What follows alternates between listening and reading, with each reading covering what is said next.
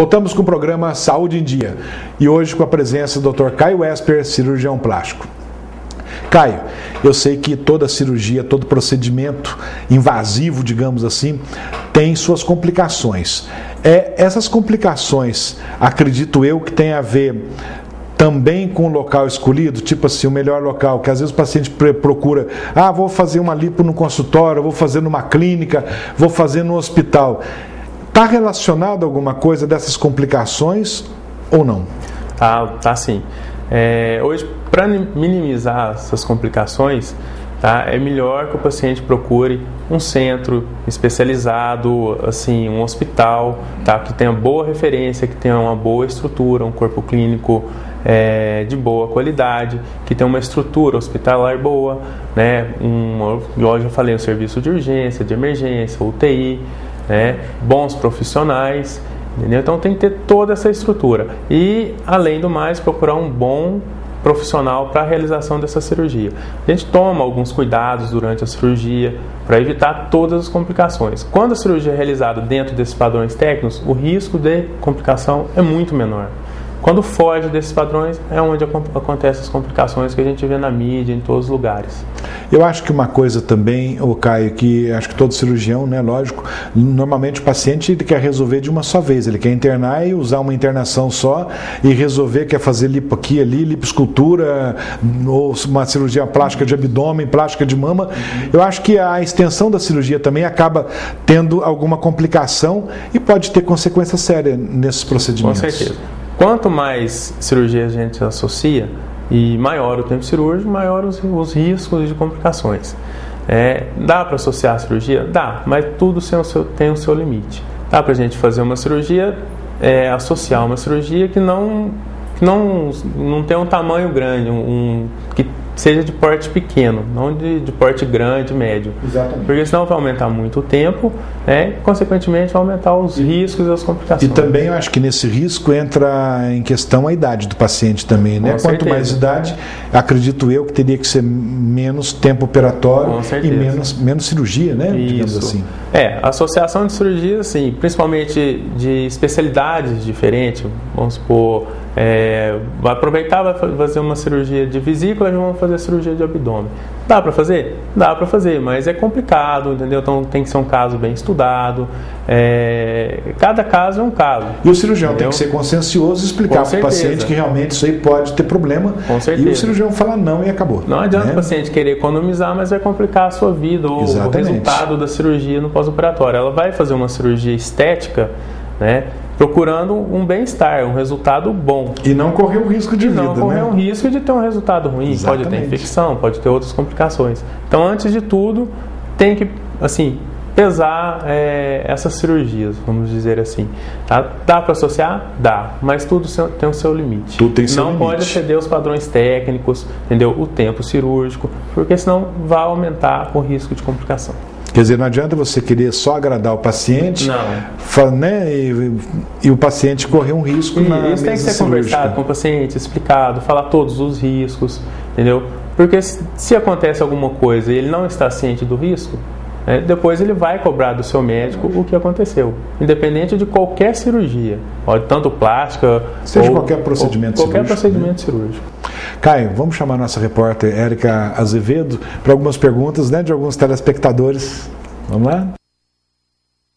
A lipoaspiração é uma cirurgia feita para a redução de volume de gordura em áreas localizadas, deixando o paciente com o melhor contorno corporal.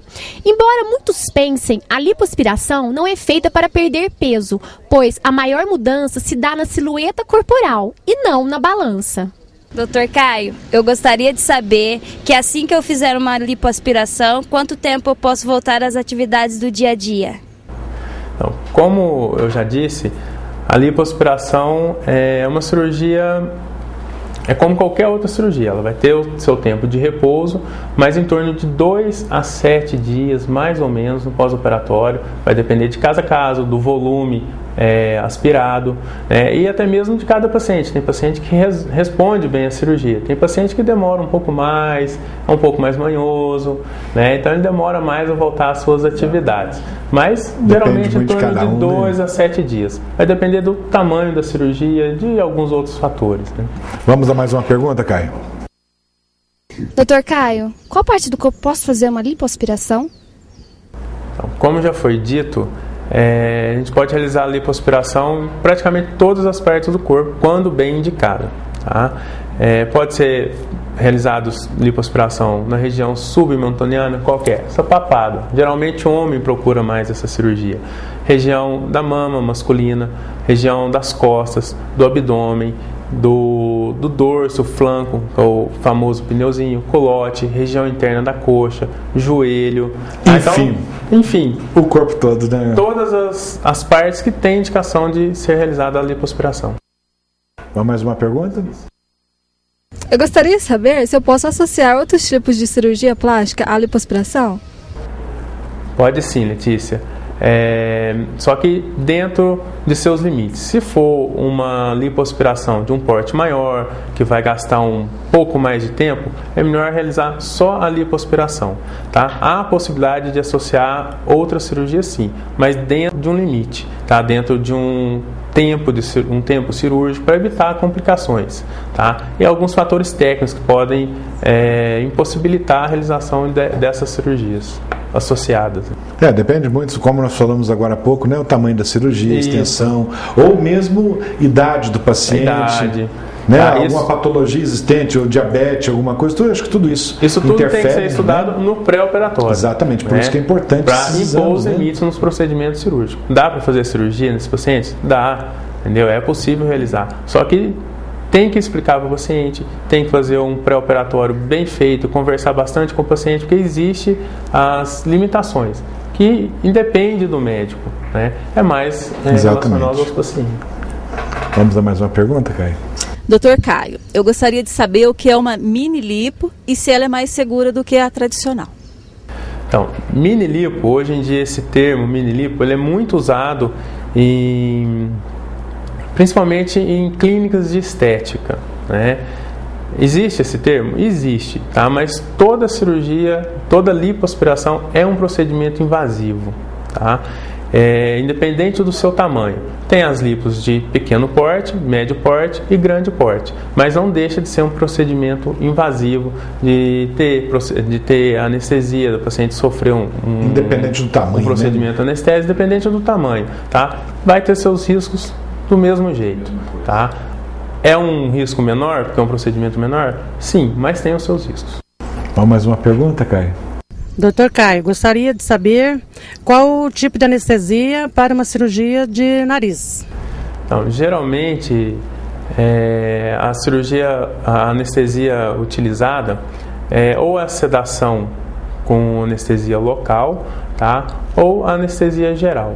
Tá? Vai depender também do paciente, do comportamento do paciente no pré-operatório. Se for um paciente mais tranquilo, dá para realizar a cirurgia com anestesia local e uma sedação. O paciente fica mais relaxado, tá? Né? Ou se for um paciente um pouco mais agitado, um paciente que você vê que ele não vai ficar muito quieto durante a cirurgia, é melhor uma anestesia geral. Tem mais alguma pergunta, já? Cirurgia em orelha em abano pode deixar cicatriz? Ela deixa cicatriz, só que a cicatriz ela é escondida atrás da orelha, tá? É uma cicatriz pequena, em torno de 2 centímetros, na região posterior da orelha, bem aqui atrás, que o cabelo ou a própria localização dela, ela vai ficar bem inaparente. Ô Caio, tem uma idade apropriada para fazer a cirurgia da orelha de abano ou não? Tem, geralmente... Tá? A cirurgia de orelha, ela é em torno dos 7, 8 anos de idade, 6, 7, 8 anos de idade. Por quê? Nessa idade que a orelha atinge o seu tamanho adulto, vamos dizer assim. Tá? Então, a orelha de uma criança com 6, 7 anos de idade é praticamente o tamanho da orelha que ela vai ter quando ela for adulta. Tá? E outra, além disso, tem o fator psicológico para a criança, que é bem na idade escolar. Então, o pessoal, os colegas dela de escola, vai começar a colocar apelidos, que a paciente vai, às vezes, até deixar de ir à escola por causa da orelha. Ô Caio, nosso papo está ótimo, está muito interessante, tenho certeza que está esclarecendo muito, né, os nossos telespectadores, mas infelizmente estamos chegando ao final. Então eu gostaria, antes de terminar o programa, que você deixasse para a gente o endereço, né, seu telefone, o endereço do seu consultório, para o pessoal poder te procurar. Estou em Poços de Caldas, na rua Rio de Janeiro, tá? Número 344, o telefone é 3721-3363, tá? 3721-3363. Isso. Bom, então é só ligar, quiser tirar alguma dúvida, quiser conversar com a gente, estamos à disposição. Caio, foi um prazer recebê-lo aqui no nosso programa. Tenho certeza que nós temos assunto assim para várias horas, né? Assunto de sobra. Então você está convidado a voltar quantas vezes quiser no nosso programa. Eu que agradeço, Luciano. É um prazer estar aqui esclarecendo as dúvidas da população, né? E eu conto em voltar aqui para a gente bater mais um papo. Caio, prazer. Chegamos ao final então de mais um programa Saúde em Dia. Fiquem com Deus e até a próxima semana.